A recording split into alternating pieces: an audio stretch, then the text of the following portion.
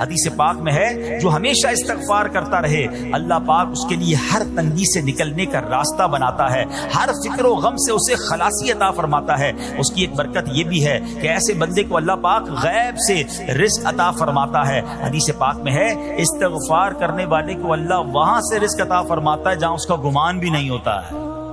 اتنی مہنگائی ہے، اتنی مشکلیں ہیں، اتنی تنگی ہے، لوگ قرضے میں ہیں، کبھی ادھر جاتے ہو کبھی ادھر جاتے ہو۔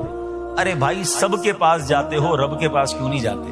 استغفار کرنا شروع کر دو، فرمایا ادھر سے روزی دے گا جہاں تمہارا گمان بھی نہیں جائے گا۔ اس کی برکت سے اللہ پاک دلوں کے زنگ کو دور فرماتا ہے۔ اے کاش کہ ہم استغفار کرنے والے بن جائیں۔ اور آپ کو شاید پتہ نہیں ہے استغفار جہاں گناہوں کی معافی ہے نا، وہاں یہ بہت سارے مسائل کے حل کی کنجی بھی ہے۔ آپ اگر پرابلم میں ہیں، روزی کے مسائل ہیں، اولاد نہیں ہو رہی ہے یا کوئی بھی پرابلم ہے، واقعہ سنیے۔ حضرت امام حسن بصری رحمت اللہ تعالی بہت بڑے بزرگ ہیں، ایک شخص آیا آ کر کہتا حضور بارش نہیں ہو رہی ہے، قحط کی پوزیشن آ گئی ہے، بارش نہیں ہو رہی، دعا فرمائیں کہ وظیفہ عطا فرمائیں۔ آپ نے فرمایا استغفار کرو، وہ چلا گیا۔ اچھا ایک بزرگ بیٹھے تھے ان کے پاس حضرت ربیع بن صبیح رحمت اللہ، وہ دیکھ رہے تھے۔ دوسرا بندہ آیا کہتا حضور تنگ دستی ہے، کاروبار میں ڈاؤن ہے، رزق میں تنگی ہے، آپ نے فرمایا استغفار کرو۔ پھر تیسرا شخص آیا کہتا حضور اولاد نہیں ہو رہی ہے، حصول اولاد کے لیے وظیفہ لینا ہے، فرمایا استغفار کرو۔ چوتھا بندہ آیا وہ کہتا کہ حضور میرے باغ میں فصلوں میں پیداوار کی کمی ہے، فرمایا استغفار کرو۔ حضرت ربیع بن صبیح کہتے ہیں حضور پہلا بندہ الگ پرابلم لے کر آیا، دوسرا الگ، تیسرا الگ، چوتھا الگ، چاروں کو ایک ہی دوائی، چاروں کو ایک ہی وظیفہ، استغفار استغفار۔ آئے ہائے بڑوں کی بڑی باتیں ہیں۔ قرآن میں بھی پڑھتا ہوں، قرآن آپ بھی پڑھتے ہیں، مگر دیکھو اللہ والے کیسے پڑھتے ہیں۔ کیا خوبصورت جواب دیا آپ نے۔ آپ فرماتے ہیں سورہ نوح پارہ 29 آیت نمبر 10 سے 12 کی آپ نے تلاوت فرمائی۔ اب ذرا قرآن سنیے گا، استغفروا ربکم انہ کان غفارا، بے شک وہ بڑا معاف کرنے والا ہے۔ اب دے گا عطا، کیا فرمائے گا؟ یرسل السماء علیکم مدرارا، وہ تم پر موسلا دھار بارش بھیجے گا۔ وَيُمْدِدْكُمْ بِأَمْوَالٍ وَبَنِينَ وَيَجْعَلْ لَكُمْ جَنَّاتٍ وَيَجْعَلْ لَكُمْ أَنْهَارًا، فرمایا اور مالوں اور بیٹوں سے تمہاری مدد فرمائے گا، اور تمہارے لیے باغات بنا دے گا، اور تمہارے لیے نہریں بنائے گا۔ باغات بھی بڑھ رہے ہیں، اولاد بھی عطا ہو رہی ہے، مال بھی بڑھ رہا ہے، بارش بھی ہو رہی ہے، کس چیز سے؟ استغفار سے۔ تو استغفار یہ آپ کے بہت سارے پرابلمز کا حل ہے، مسائل کا حل ہے۔ بس اپنی زبان استغفار سے تر رکھے۔ اچھا پھر اس میں تھوڑی سی شرمندگی بھی ہو، ایسا نہیں کہ استغفار بھی ہو رہا ہے اور دماغ کہیں اور ہے، مسکرا بھی رہے ہیں، ہنس بھی رہے ہیں اور استغفر اللہ، کسی سے معافی مانگتے ہوئے ہنستا ہے کیا بندہ؟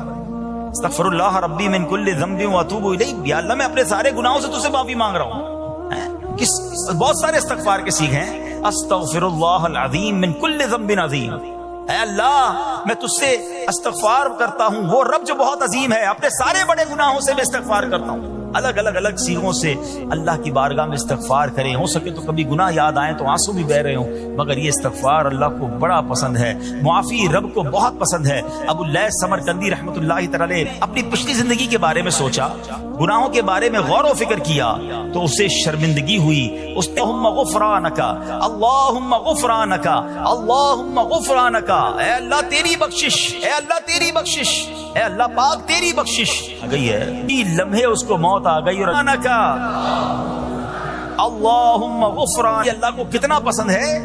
ایک سبحان اللہ، اس کے بارے میں چند برکتیں آپ کو بیان کرتا ہوں۔ بڑی عظیم برکت یہ ہے کہ اس کی بدولت بندے کا تنگی اور غم دور ہو جاتا ہے۔ آئیے پیارے اسلامی بھائیوں، اللہ کو معافی مانگنا، دل سے پکارنا کتنا پسند ہے۔ میں آپ کو ایک بہت ہی خوبصورت واقعہ بتاتا ہوں، اور یہ واقعہ ہے حضرت موسیٰ علیہ نبینا علیہ الصلوۃ والسلام کا۔ اللہ پاک نے حضرت موسیٰ علیہ نبینا علیہ الصلوۃ والسلام نے ایک بار اپنی مناجات میں عرض کیا، یا لیک یا موسیٰ، آپ نے عرض کی یا اللہ تو میرا مالک ہے، تو خالق ہے، میں تو تیرا بندہ ہوں۔ ارشاد ہوا مجھے یہ پسند ہے کہ جب مجھے کوئی میرا بندہ یا رب پکارے تو میں اسے لبیک کہہ کر جواب دوں۔ کے لیے ہے کیا ہر نیک آدمی کے لیے ایسا ہے کہ جب تجھے وہ پکارے تو لبیک فرماتا ہے؟ سنو، اللہ فرماتا ہے ہاں، بلکہ ہر گناہگار بندے کے لیے بھی ہے۔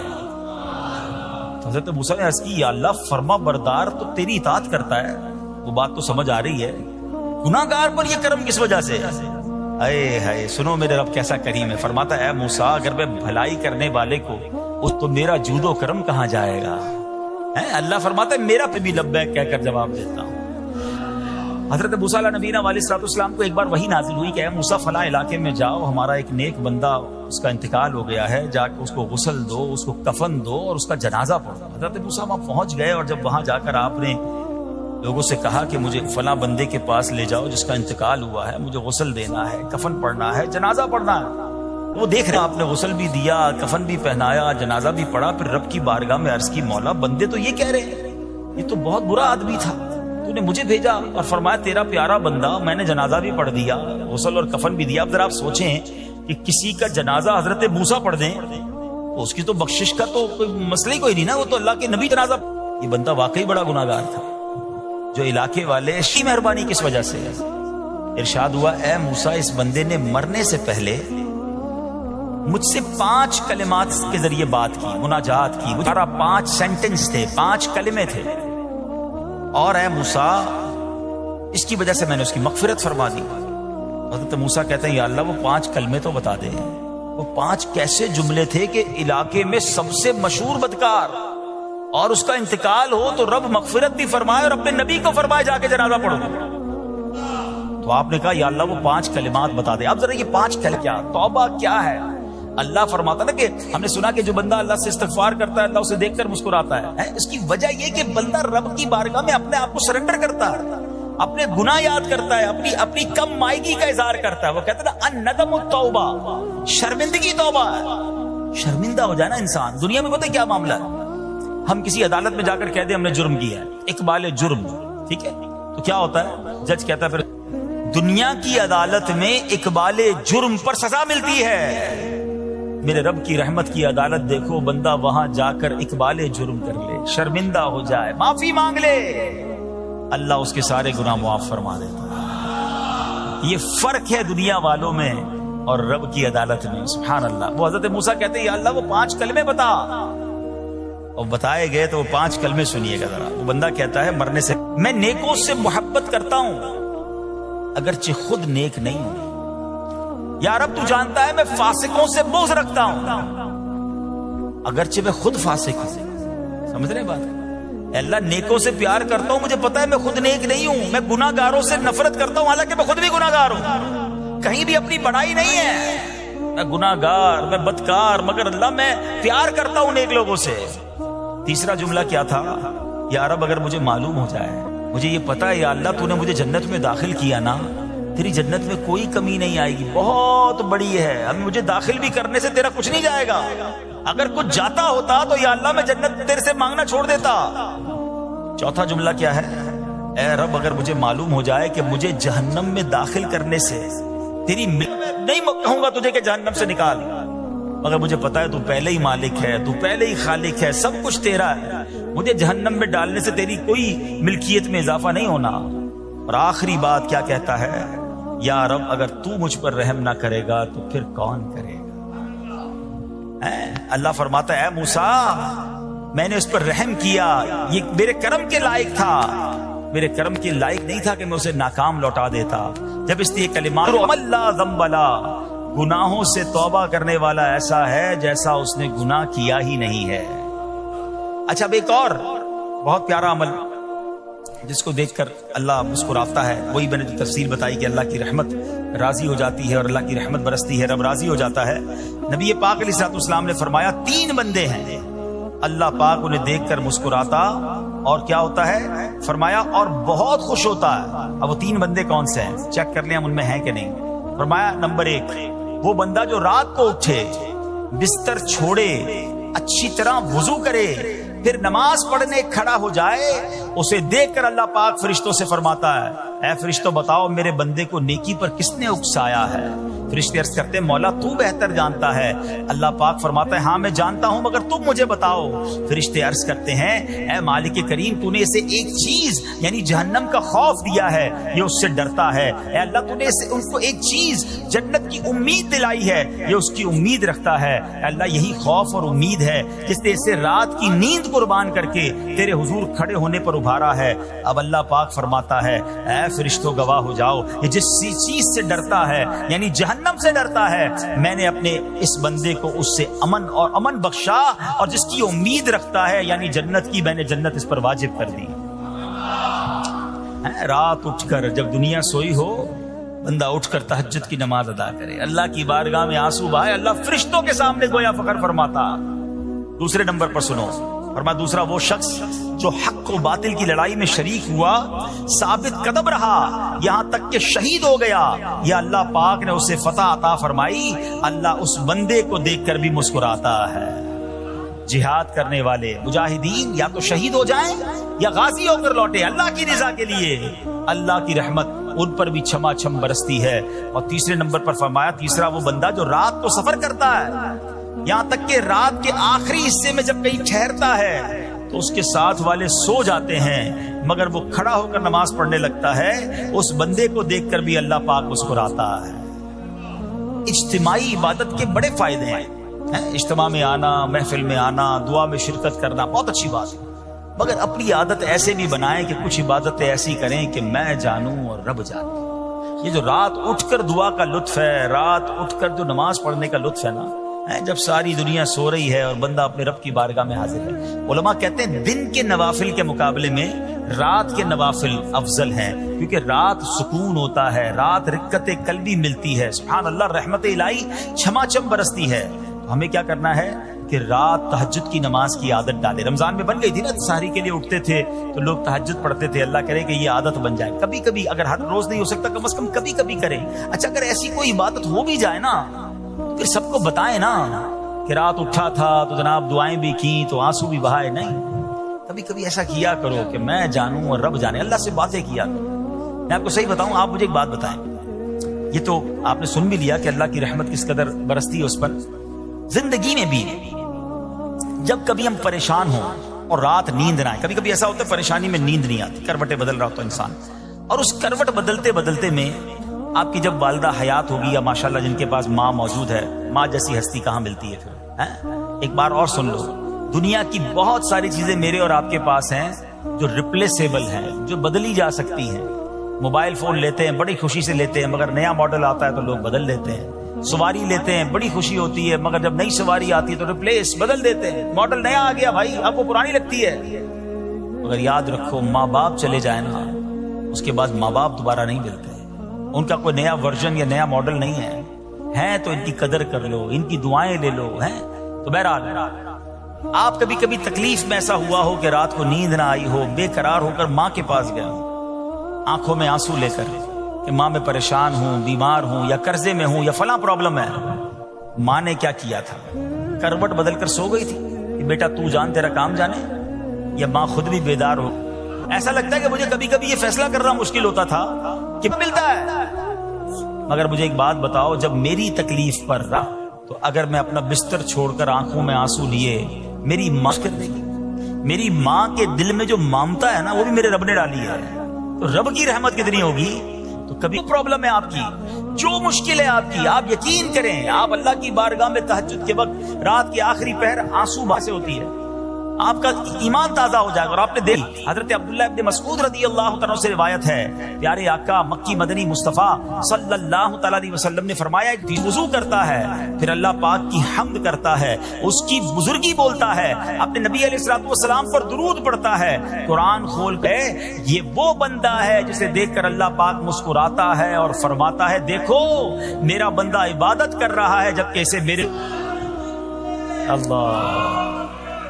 یہ کاش ہمیں عادت مل جائے کہ ہم میرا رب جانے, کبھی تلاوت کریں, کبھی درود پڑھیں, کبھی دعائیں کریں. گوشئے تنہائی ہو, دل میں ہو یاد تیری, گوشئے تنہائی ہو, پھر تو خلوت بھی. زندگی میں ایسی راتیں بھی آنی چاہیے. وہ ہے نا, جاگ اٹھا اشکوں کا مقدر, عشق نبی میں رو رات نہ پوچھو. کبھی کبھی ایسی رات بھی گزرنی چاہیے کہ آقا کی یاد میں آنسو بہ رہے ہوں, مدینے کی یاد میں, گھر والوں کو بھی پتہ نہ چلے, ہلکی ہلکی آواز میں کبھی نعت شریف لگا لیا کریں, مگر جاؤں یا مصطفیٰ کہتے کہتے کھولے میں. نا یہ بھی ہے, آپ جس چیز کے بارے میں سوچتے ہوئے سوتے ہیں نا, عموماً لڑائی جھگڑے دیکھ رہے ہیں. جو مدینے کی یادوں میں سو رہا ہے, جو باوضو سو رہا ہے, جو اللہ کا ذکر کر کے سو رہا ہے, تو اپنی خلوتوں کو اچھا کریں. محفل میں آنا جاتا ہے, ہاں یہ ایک الگ نعمت انہیں ملتی ہے, اللہ نصیب فرما دے. اچھا ایک اور خوبصورت کام ہے, اللہ کریم جنہیں دیکھ کر مسکراتا ہے. فرمایا حضرت ابو سعید خدری رضی اللہ عنہ فرماتے ہیں, رسول ذیشان مکی مدنی سلطان صلی اللہ تعالی علیہ وسلم نے فرمایا, 3 بندوں کو دیکھ کر اللہ پاک مسکراتا ہے. وہ قوم جو نماز میں صفیں سیدھی کرتی ہے, اور وہ بندہ جو اللہ پاک کی راہ میں جہاد کرتا ہے, تیسرا وہ بندہ جو رات کے اندھیرے میں عبادت کرتا ہے. انہیں دیکھ کر اللہ پاک مسکراتا ہے. جہاد والی بات اور رات والی عبادت کی بات تو ہو گئی, اب اس میں نئی بات سیکھنے کو ملی. صفحے درست نہیں کر رہے ہوتے, کام ہے کرنا ترک واجب ناجائز اور گناہ ہے. سیدھی صفحے نہیں کرتے, نہیں ناجائز کرتے ہیں, گناہ کرتے ہیں. صف درست نہ کرنے سے نماز ناقص رہ جاتی ہے. اور یہ بعض اوقات لوگ کہتے ہیں یار ہمیں اس نماز میں وسوسے بہت آتے ہیں. روایتوں میں آتا ہے صف درست نہ کرنا نماز میں وسوسے آنے کا سبب ہے. صفحے ٹھیک نہیں ہوگی نا, عجیب عجیب سی باتیں دماغ میں آئیں گی. کیوں؟ حدیث پاک میں آتا ہے شیطان تمہارے درمیان بھیڑ کے بچے کی طرح گھس جاتا ہے. شیطان صفوں میں گھس جاتا ہے. صف سیدھی نہ کرنے میں چہرہ بگڑنے کا اندیشہ ہے. ہائے ہائے, اب ذرا غور کر لیجئے یہ کتنا ضروری ہے. قرآن کریم میں ایک سورت ہے, سورہ صافہ کا لطف ہے. تو صفیں سیدھی رکھنا یہ فرشتوں کا انداز ہے, اور اللہ کی رحمت خوب برستی ہے, گویا رب مسکراتا ہے انہیں دیکھ کر. تو اے میرے پیارے اسلامی بھائیوں, اور بھی بہت سارے کام ہیں جس کو دیکھ کر, جن کو کرنے سے اللہ کی رحمت چھما چھم برستی ہے. بہرحال جب نے 3-4 باتیں سنی ہیں, آج سے اس کو نیت کر لیتے ہیں کہ خوب اللہ کی بارگاہ میں ہم استغفار کریں گے, اپنے گناہوں پر معافی مانگیں گے. انشاءاللہ راتوں کو اٹھ کر جب لوگ سو رہے ہوں گے اللہ کی بارگاہ میں عبادت کریں گے. اسی طرح فرمایا کہ صفوں کو درست کریں گے, اور انشاءاللہ رب کی بارگاہ سے خوب رحمتیں لوٹیں گے. اے میرے پیارے اسلامی بھائیوں, یہ سب کب ہو سکے گا کہ جب ہم اچھے ماحول میں رہیں گے. تہجد تو جب پڑھیں گے نا جب پہلے فرض پڑھیں گے. جس کی فرض ہی قضا ہو رہی ہے تو اس کو تہجد کی باری کب آئے گی؟ استغفار تو جب کرے گا جب ایسے ماحول میں آئے گا کہ جہاں گناہوں کو یاد دلا کر معافی مانگنے کا ہمیں انداز اور اس کی فکر دی جائے. تو آج کے اس پرفتن دور میں دعوت اسلامی کا یہ پیارا ماحول آپ کے سامنے ہے. اس ماحول سے وابستہ رہیں. ہفتہ وار اجتماع میں, مدنی قافلوں میں, ہفتہ وار مدنی مذاکرے میں شرکت کرتے رہیں گے تو انشاءاللہ ان نیکیوں کا جذبہ بھی ملتا رہے گا, اور انشاءاللہ ایسے کام کرنے میں اللہ کرے کامیاب ہو جائے. تصور ہی کتنا پیارا ہے, یقین کریں. میں آپ شاید پتہ نہیں وہ فیلنگ آپ کو محسوس ہو رہی ہے کہ نہیں, یہ تصور ہی کتنا پیارا ہے کہ کبھی میں کوئی ایسا عمل کر لوں کہ رب کی رحمت مجھے دیکھ کر مسکرا دے, اللہ راضی ہو جائے, اللہ خوش ہو جائے. اور کیا چاہیے, میری تو زندگی کا حاصل ہو گیا نا. حضرت علی بن ربیعہ رحمت اللہ تعالی فرماتے ہیں, ایک مرتبہ مسلمانوں کے چوتھے خلیفہ حضرت علی المرتضی شیر خدا کرم اللہ تعالی وجہہ الکریم سواری پر سوار ہوئے, مجھے اپنے پیچھے بٹھایا اور حرا نامی علاقے کی طرف چل رہے تھے. چل پڑے. چلتے چلتے آپ نے آسمان کی طرف نظر اٹھایا اور پھر پڑھا, اے اللہ پاک میرے گناہ بخش دے, بے شک تیرے سوا کوئی گناہوں کو بخشنے والا نہیں ہے. کیسی پیاری التجا ہے, تو نہیں بخشنا یا اللہ, تیرے سوا کون ہے, تیرے سوا گناہوں کو بخشنے والا کوئی نہیں ہے. حضرت علی بن ربیعہ فرماتے ہیں یہ پڑھنے کے بعد مولا علی شیر خدا میری طرف دیکھے اور مسکرائے. مجھے بڑی حیرانی ہوئی. میں نے پوچھا کہ اے امیر المومنین, آپ نے پہلے استغفار کیا, اپنے گناہوں کی معافی مانگی, پھر آپ میری طرف دیکھ کر مسکرائے, اس میں راز کیا ہے؟ مولا علی شیر خدا کرم اللہ تعالی وجہ الکریم فرماتے ہیں کہ اپنے پرانا ایک واقعہ سنانے لگے, اپنی ماضی کی ایک یاد تازہ کرنے لگے. فرمانے لگے ایک مرتبہ پیارے آقا مکی مدنی مصطفیٰ صلی اللہ تعالی علیہ وسلم سواری پر تشریف فرما ہوئے اور مجھے اپنے پیچھے بیٹھنے کا شرف عطا فرمایا. مولا علی کو پیچھے بٹھایا نبی پاک نے اپنی سواری کو, اور ہم اسی جگہ یعنی حرا کا جو علاقہ ہے اسی طرف آ رہے تھے. اور چلتے چلتے میرے آقا علیہ الصلوۃ والسلام نے آسمان کی طرف نگاہ اٹھائی اور فرمایا اللہم اغفر لی ذنوبی انہو لا یغفر الذنوب احد غیرک, اے اللہ میرے گناہ بخش دے, بے شک تیرے سوا کوئی گناہوں کا بخشنے والا نہیں ہے. پھر نبی پاک علیہ السلام میری طرف دیکھ کر مسکرائے، اے ربیہ میں نے بھی وہی سوال کیا جو آج تم نے سوال کیا تھا، علی بن ربیہ نے سوال کیا تھا نا کہ آپ مسکرائے کیوں؟ نبی پاک علیہ السلام سے مولا علی نے سوال کیا کہ حضور آپ نے پہلے استغفار کیا پھر آپ مسکرائے، تو نبی پاک علیہ السلام نے فرمایا اے علی جب بندہ اللہ پاک سے گناہوں کی معافی مانگتا ہے اللہ پاک اس بندے سے خوش ہو کر مسکراتا ہے، بس اللہ پاک کے اسی مسکرانے کی وجہ سے میں مسکرایا۔ اچھا اس پر بات کرتے ہیں کہ استغفار کتنی کمال کی چیز ہے، اللہ کی کتنی پسند کی چیز ہے، مگر ذرا کمال تو دیکھیے مولا علی شیر خدا کا کہ آپ نے ایگزیکٹلی وہی پورا سینیریو کریٹ کیا، وہ پورا منظر آپ نے خود کریٹ کیا، بنایا کہ اسی طرح پیچھے سواری پر علی بن ربیہ کو بٹھایا، اسی وادی میں لے کر گئے، اسی وادی میں جا کر آسمان کی طرف نگاہ بھی کی اور وہی الفاظ دہرائے جو نبی پاک نے دہرائے۔ الفاظ دہرانے کے بعد حضرت علی بن ربیہ کو مولا علی دیکھ کر مسکرا بھی رہے ہیں، اور کمال دیکھیں علی بن ربیہ سوال بھی وہی کر رہے ہیں اور میرے شیر خدا جواب بھی وہی عطا فرما رہے ہیں۔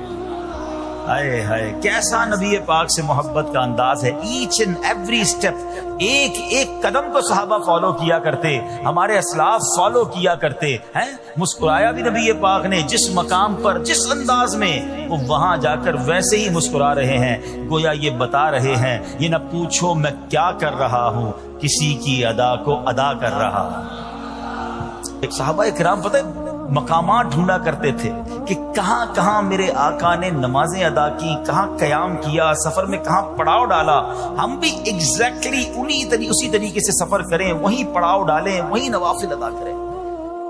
اللہ اکبر۔ اور آج ہمیں پتا چل جائے کہ یہ سنت ہے تو جواب کیا ملتا ہے؟ بھائی سنت ہی ہے نا، فرض تو نہیں ہے۔ امام صاحب سے اور مولوی صاحب سے اور علماء سے لوگ آ کے یہی سوال کر رہے تھے، حضرت گناہ تو نہیں ملے گا؟ سنت ہی ہے نا، کوئی مسئلہ تو نہیں چھوڑ دیں؟ اللہ کے بندو سنت کو اتنا نارمل لے لیا، اب تو نیا طبقہ بن گیا، کہتے ہیں بھائی نماز میں فرض پڑھ لو، بڑی بات ہے، کیا پڑھنا سنت ہے، کوئی ضروری نہیں ہوتی۔ کہاں سے آ گئے لوگ جو نبی پاک کی سنت سے ہمیں دور کرنے کی بات کرتے؟ عاشق رسول کے لیے اس سے بڑی کیا بات ہے کہ پتہ چل جائے یہ نبی پاک کی سنت ہے۔ میرے آقا فرماتے من احب سنتی فقط احبنی، جس نے میری سنت سے محبت کی وہ ایسا ہے جیسے اس نے مجھ سے محبت کی۔ اور آگے سنو، فرماتے ومن احبنی کان معی فی الجنہ، جس نے مجھ سے محبت کی وہ جنت میں میرے ساتھ ہوگا۔ ارے سنت پر عمل کرنا تو جنت میں جانے، اور وہ بھی نبی پاک کے ساتھ جانے والا راستہ ہے۔ لوگ کہتے ہیں سنت ضروری نہیں۔ اللہ سلامت رکھے میرے پیر و مرشد کو، اللہ سلامت رکھے دعوت اسلامی کو، قدم قدم پر سنتوں کی بات دعوت اسلامی والے کرتے ہیں۔ یقیناً کچھ لوگوں کو پرابلم ہوتی ہے، یار اتنی سنتوں کی بات، تمہارا بیان بھی سنتوں بھرا بیان، مدنی حلقہ بھی سنتوں بھرا، تو جناب ہر جگہ سنت کی بات۔ ارے غلام آقا کے طریقے کی بات نہ کرے تو کس کی بات کرے؟ ارے مولا علی کو تو دیکھو یار،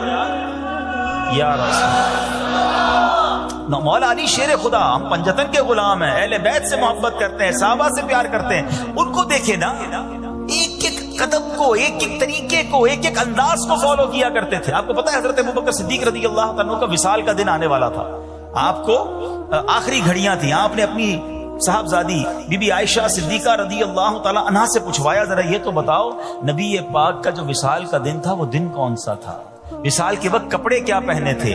یعنی ایک ایک بات کی معلومات لے رہے ہیں۔ تمنا یہ ہے کہ نبی پاک جس دن دنیا سے پردہ فرمایا اس سنت پر بھی عمل ہو جائے، میرا انتقال بھی اسی دن ہو جائے۔